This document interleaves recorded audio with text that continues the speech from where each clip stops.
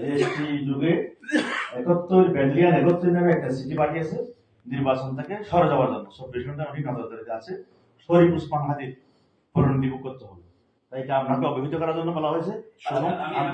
Sir আমি ওই যে যেখান থেকে পাঠানো হয়েছে রেজিস্ট্রি যুগে ওই শিলমোহর সব আসে, আপনার এক সিসি ক্যামেরা আছে, কে ওই পোস্টটা করেছে স্যার, এটা যদি আপনারা ধরে বলতে পারেন তাহলে সকলের নিরাপদ। আপনারা ইমিডিয়েটলি এটা আমাদের সহকারী রিটার্নিং অফিসারের কাছে জমা দেন, এটা তদন্তের জন্য চলে যাবে। এখানে গোয়েন্দা সংস্থার লোকরা আছেন, দ্রুত এটা ব্যবস্থা করা হবে। আর একটা জিনিস বলি আপনাদেরকে, কদিন আগে দেখি আমাদের সিনিয়র সেক্রেটারিকে 2 দিন পর পর থ্রেট করে মেসেজ দিচ্ছে।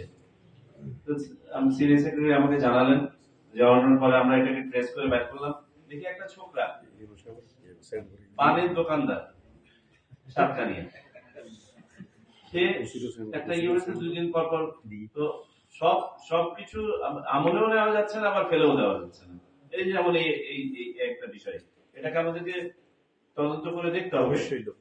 আবার এট দ্য সেম টাইম আপনারা নিজেরাও সার্বিক সতর্কতা মেনটেন করবেন, চলাচলে আপনাদের আশেপাশে কারা আসছে সেদিকে খেয়াল রাখবেন, আইন শৃঙ্খলা রক্ষাকারী বাহিনীকে আগে থেকে অবহিত করবেন।